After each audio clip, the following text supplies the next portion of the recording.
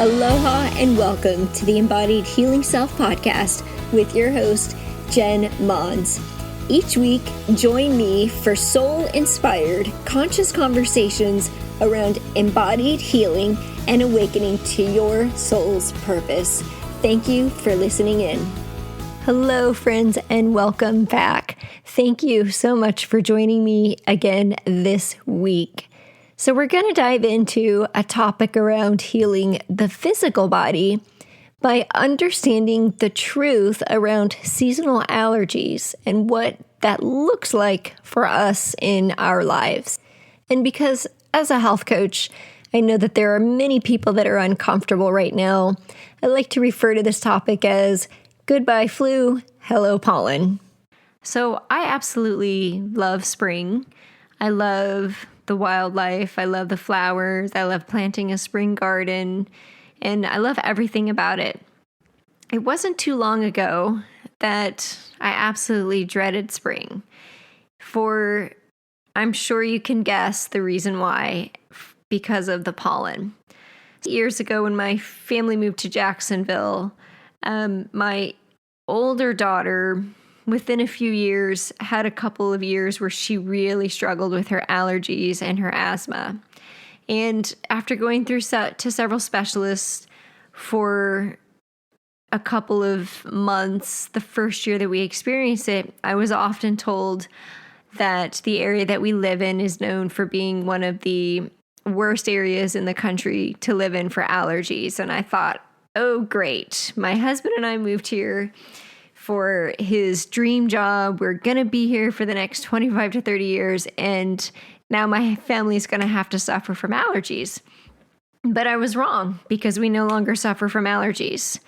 So let me tell you a little story about my husband as well. When we first met, he suffered from several different environmental allergies, and we had moved around quite a bit across the country, lived in a couple places, various places, Hawaii to Phoenix, Arizona, which had extremely different climates.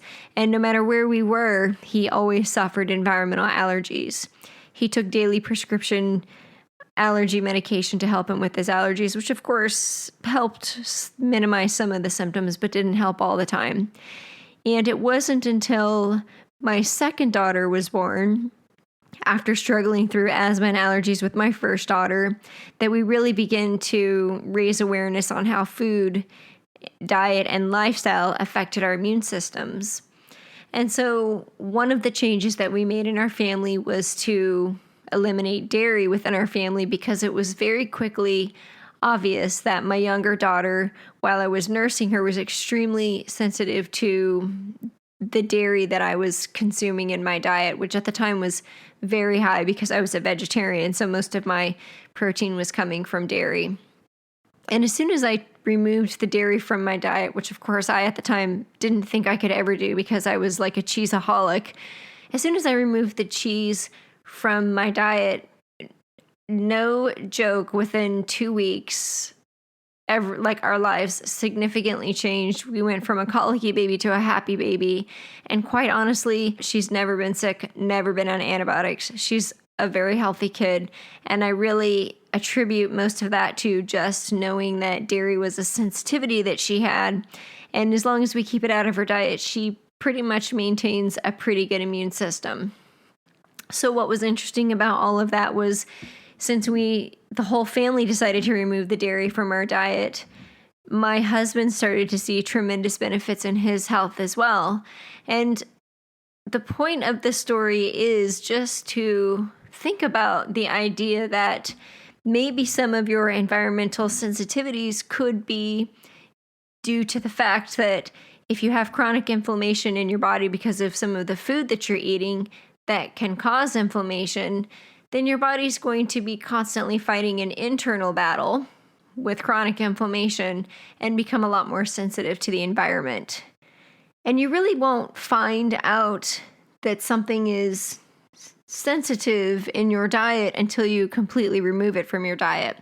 So what would happen with us is we took dairy and gluten out of our diets, and in the beginning we would experiment with adding things back in, and that's how we knew the side effects that it was causing.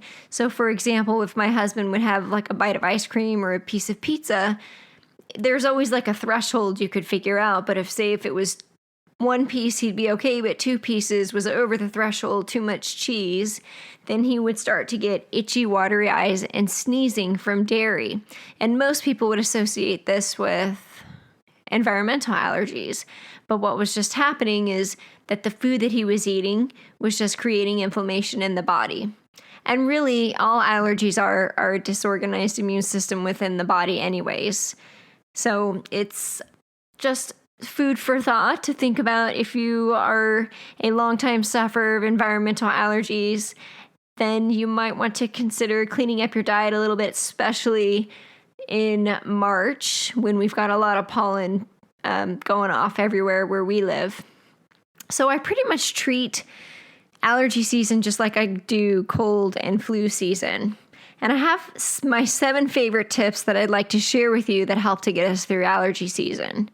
So my goal to reduce inflammation in the body is to eliminate or severely reduce foods that cause inflammation.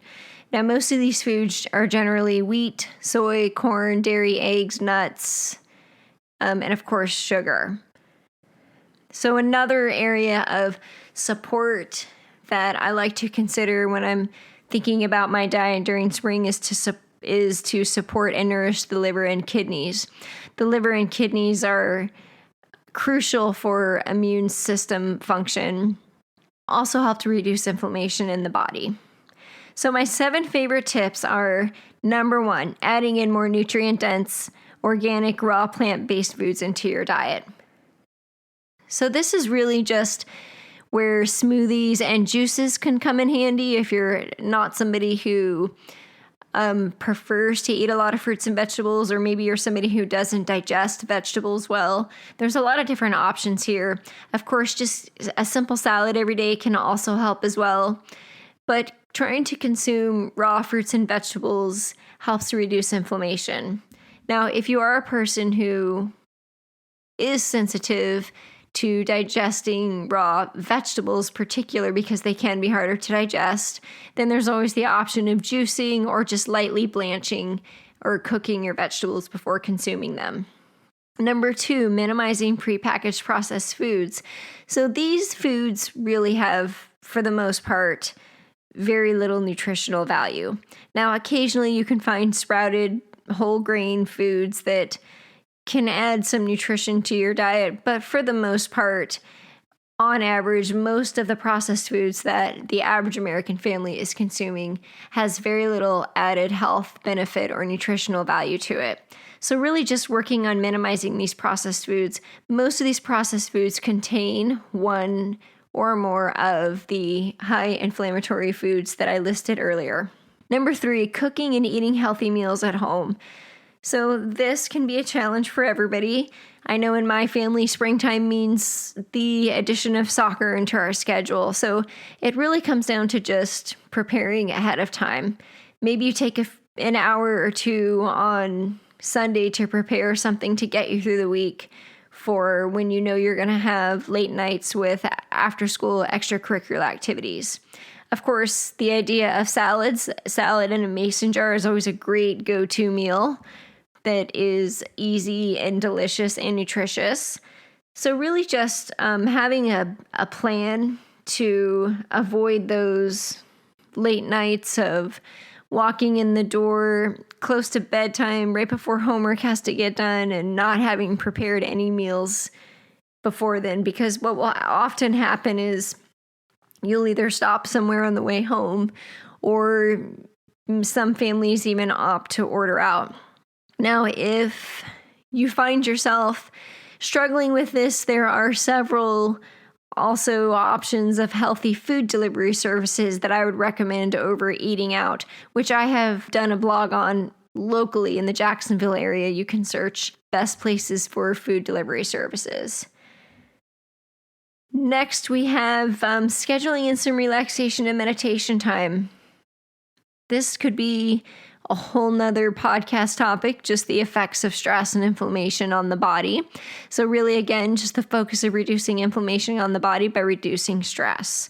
So this could be a 5-minute quiet timeout meditation every day, or it could be a walk on the beach, maybe a bike ride or something to just calm your mind, sort of center yourself and take some relaxation time for yourself.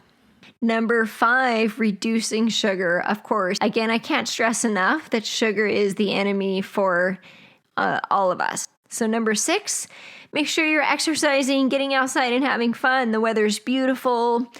This takes us to part of number 7, which is getting some vitamin D. So when the sun's out, just try to get a little bit of vitamin D from the sun. Some other supplements that can help reduce inflammation are your omegas. And if you can get those from high-fat fish, or you can get them from a supplement too if fish is not part of your diet. And lastly, I like to call it vitamin L, which is L for love.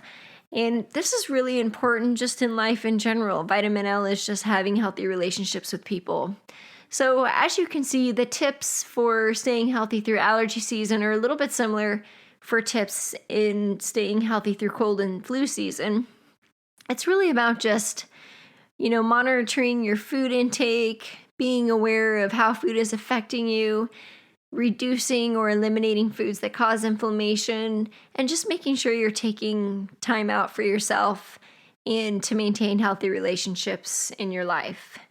So I have a couple of tips outside of those. You have a child or a loved one or a friend maybe who is trying to do some of these things, but maybe they're still suffering from allergies. Now, in my house, years ago, my older daughter, when she was 3 years old, she was actually on 6 daily prescription drugs for many things that she was being challenged with.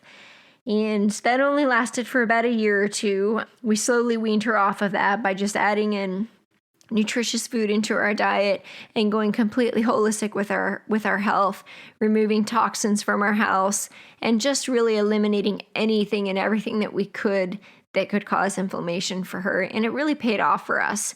So a couple of other things that worked for us during that transition time is if you have a child that is asthmatic, of course, you should always listen to your doctor first, but there are some other things that can help soothe the symptoms of asthma or allergy sufferers. And this can be done with essential oils. And there's also Himalayan salt inhalers, which can be used to help.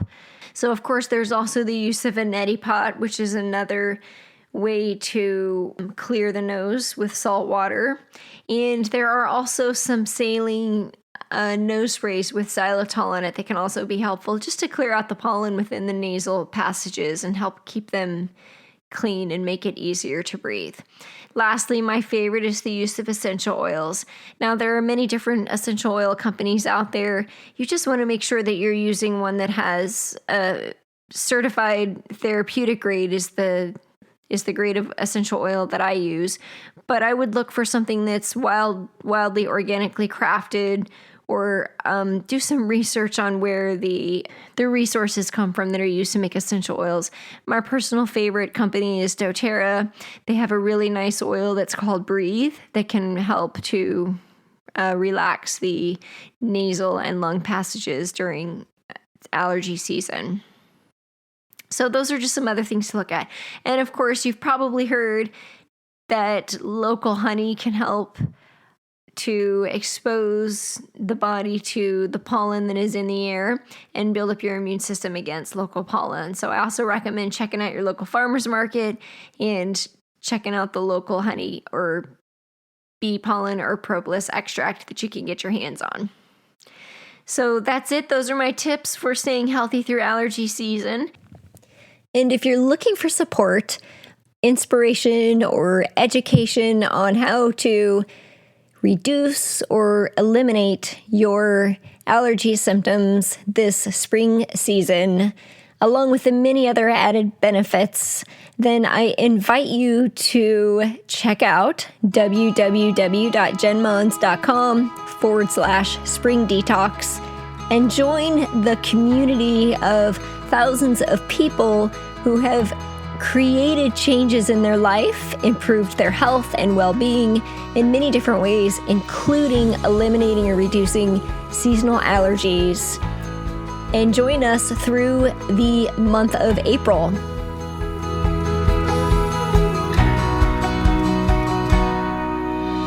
Hello, friends, and thank you so much for joining me today and being a part of this community. I know there are many other podcasts that you could be tuning into, and I am deeply honored that you chose to listen in and be present with me today.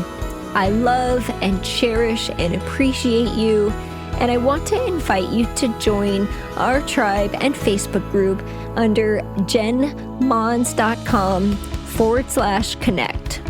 I would also love to gift you your guide to discovering and overcoming the self-limiting beliefs standing in the way of you living in optimal health, more energy, fulfillment, and self-confidence to create an embodied, healthy, whole you. You can find this at jenmons.com/tribe. I also have one small request to help spread the love. In order for this podcast to show up in the feed of social media platforms of other like-minded people, we need reviews. So please head on over to jenmons.com/podcast to leave a review. You will also find other inspiring episodes on that page. So I personally read these reviews weekly and would love to give you a shout out and share your kind words with our listeners. You can find me on Instagram and Facebook as Jen Mons or The Holistic Coach with the W Holistic and Jen Mons, JenMons.com. Thank you so much and have an amazing day. Aloha.